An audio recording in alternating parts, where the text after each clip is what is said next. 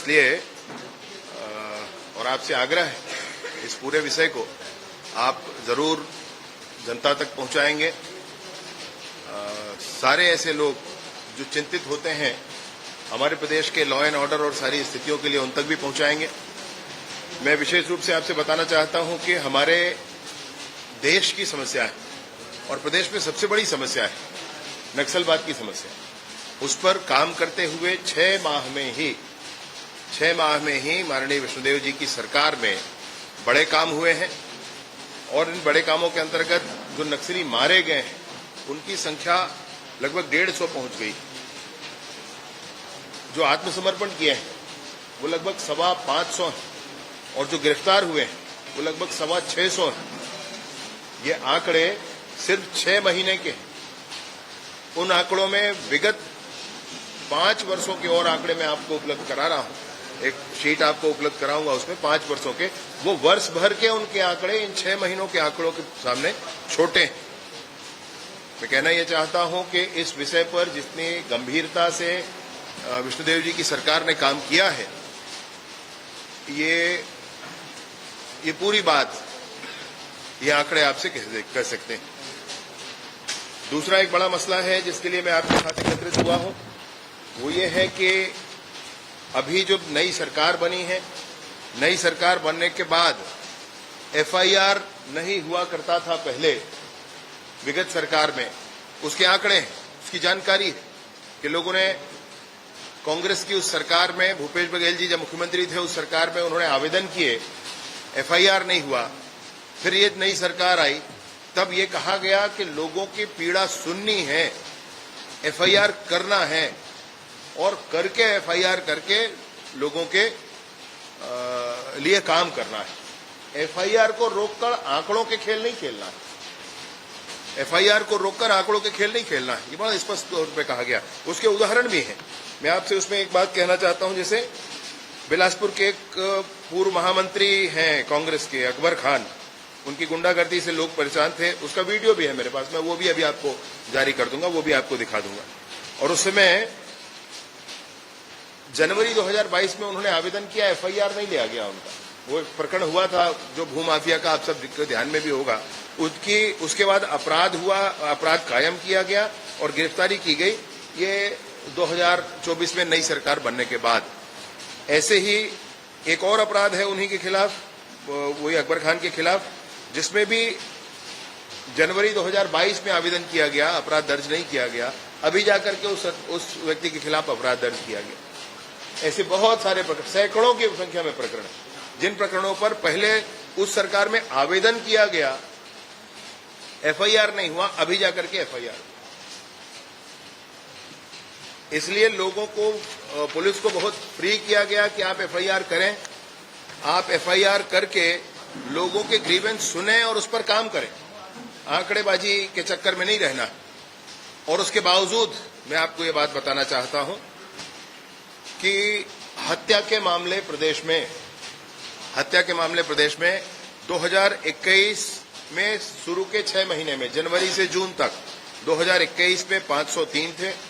2022 में, इन्हीं 6 महीनों की बात कर रहा हूं मैं, जनवरी से जून तक की बात कर रहा हूं। 2021 में 503 थे, 2022 में 510 हुए, 2023 में 500 हुए, 2024 में 499 हुए। बलवा शुरू के 6 महीने 2021 जनवरी से जून, बलवा है 410 2021 में, 490 2022 में, 503 2023 में, 372 2024 में। लूट, उसमें भी वैसी है। गृह भेदन, मैं थोड़ा आ जाता हूं इस पर, बलात्कार पर और शील भंग, यौन उत्पीड़न आदि जो महिलाओं के साथ परेशानियां हो जाती हैं। 2021 में ये 981 थे, 2022 में 1131 थे, 2023 में 859 थे और अभी 803 है। ऐसे ये सारे आंकड़े आपको ये बता रहे हैं कि इन सारे विषयों पर एफआईआर करने की जिद के बाद भी कमी आई है। इन सारे आंकड़ों में एफआईआर करने की जिद के बाद भी कमी आई है। और आपसे एक बात कहना चाहता हूं, एनडीपीएस का मामला बड़ा मामला होता है हमारे यहाँ, जो हम लोग उस पर जद्दोजहद करते हैं, उस पर बड़ी कार्यवाही की कोशिश आगे इस सत्र के बाद और एक करेंगे। उसमें आपसे मैं कहना चाहता हूं कि इन्हीं 6 महीनों के लिए 2021 में 395 केस हुए, 2022 में 667 केस हुए, 2023 में 608 केस हुए और 2024 में 809 केस हुए। सब पे कार्रवाई की गई। आबकारी अधिनियम के अंतर्गत 21 में 10,000 से ऊपर, 22 में 15,000 से ऊपर, 23 में 15,000 से ऊपर और भी 24 में 18,874 मैंने 19,000 के आसपास केस उसमें किए गए। ये ऐसे प्रकरण हैं जिनके बढ़ने से लाभ है। कुछ ऊपर मैंने प्रकरण आपसे बताया कि हत्या है, अन्य बलवा है, लूट डकैती, गृहभेदन है, इनके कम होना हो रहा है, ऐसा हम मानते हैं।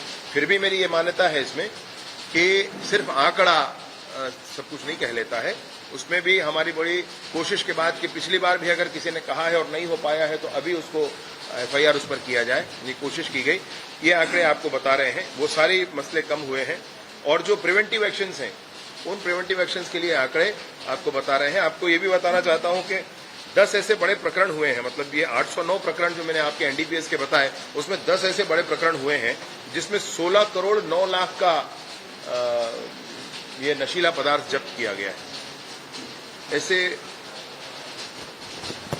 बहुत से काम करते हुए आज ये स्थिति है कि एक बार मुझे ये लगा कि सारी परिस्थितियों के बाद कोई भ्रम फैलाने की कोशिश करे, कोई और दूसरी बात करे, इससे पहले आपके सामने चीजें स्पष्ट की जाएं और आपके माध्यम से सबको बताएं। इन सब के कार्यों का जब करने की शुरुआत होगी तो जो आपका विभाग है वो वही घेरे में रहेगा। कांग्रेस की बकायदा तैयारी भी किया है। और बलौदा जो मामला हुआ है उसमें अभी तक की क्या स्थिति है, क्या जांच कुछ आया है सामने? बलौदा बाजार के प्रकरण में लगभग 150 गिरफ्तारियां हुई, जांच उस पर जारी है और मैं सोचता हूं कि इसमें उचित बात सामने आएगी और जब बात सामने आएगी तो लोगों को लगेगा कि अरे ऐसा हुआ था क्या। बलौदा बाजार का घटना कहां से प्रारंभ होता है, किस तरीके से लिंक होता है, कैसे जुड़ता है, ये सब चीजें सामने आएंगी। षड्यंत्र पूर्वक किया हुआ ये मामला है जिसमें लोगों ने जानबूझकर कुछ षड्यंत्र करके, असामाजिक तत्वों ने और कुछ और जिम्मेवार लोगों ने भी किया, वो सब चीजें सामने आई। आज किसी को लेकर कांग्रेस ने अपना रिपोर्ट जो है वो पेश करने वाली है। भाजपा की भी टीम बनी थी, भाजपा ने रिपोर्ट किया था, प्रस्तुत किया था। पुलिस की अपनी बड़ी जांच चल रही है इसमें, वह भी सामने है।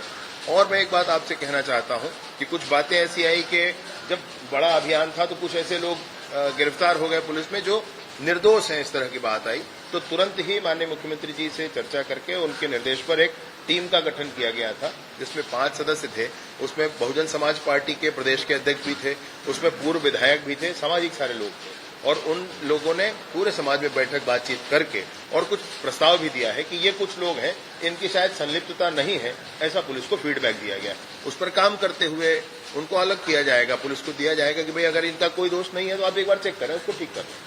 और बाकी जो हुड़दंगाई है, जिन्होंने गड़बड़ किया है, प्रेरित किया है लोगों को, सब पर कार्रवाई होनी चाहिए और होगी कार्रवाई। 24 तारीख को विधानसभा घेराव की तैयारी में कांग्रेस इसी मामले को लेकर मैं आपको कानून व्यवस्था आपके सामने रख रहा हूं, इसीलिए मैं कह रहा हूं। मैं आपको वो 3 तरह की बातें कह रहा हूं। नक्सलवाद पर क्या हुआ है, एक बात है कि पुराने प्रकरण हैं जिन पर FIR नहीं हुआ करता था, दबंगई चलती थी लोगों के, उस पर जो कार्यवाहियां हुई हैं वो भी मैं आपके सामने रखता हूं। और जो वर्तमान आंकड़े हैं सारी चीजों के 6 महीने के, वह भी मैं आपके सामने रखा हूं। अब कोई 10 बार अगर ये कहे कि नहीं ऐसा हो रहा है तो उसका कोई अर्थ नहीं, उसका कोई मतलब नहीं। जो है वो चीजें तो सामने है। सिर्फ विरोध के लिए विरोध करना है, सिर्फ राजनीति गर्म करनी है, इसलिए किया जाए। पुलिस के कई बड़े अधिकारियों को अभी तक प्रभार देने को नहीं मिला, करीब 6 माह से वो महत्वपूर्ण प्रभार की टीम करते हैं। कब तक कार्यों का विभाजन होगा? कार्य विभाजन किया जाना है, सबकी अपनी क्षमता के आधार पर कार्य विभाजन होगा।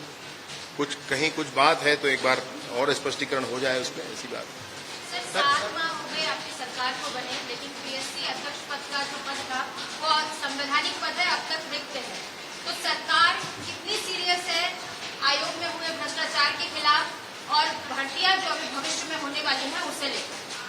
इसकी पूरी शेड्यूलिंग करके काम कर रहे हैं, पूरी शेड्यूलिंग करके काम कर रहे हैं। एक ऐसा महत्वपूर्ण पद है जिसको सोच समझ कर ही किया जाना चाहिए। और यूपीएससी के तर्ज पर उसको किया जाना चाहिए। इतनी शुचिता और इतना सिस्टमेटिक उसको होना चाहिए। अगली बार कोई वैकेंसी। अगर आप ये वीडियो YouTube पर देख रहे हैं तो हमारे चैनल को सब्सक्राइब करें और बेल आइकन को दबाना ना भूलें। अगर आप Facebook पर ये वीडियो देख रहे हैं तो हमारे पेज को लाइक करें।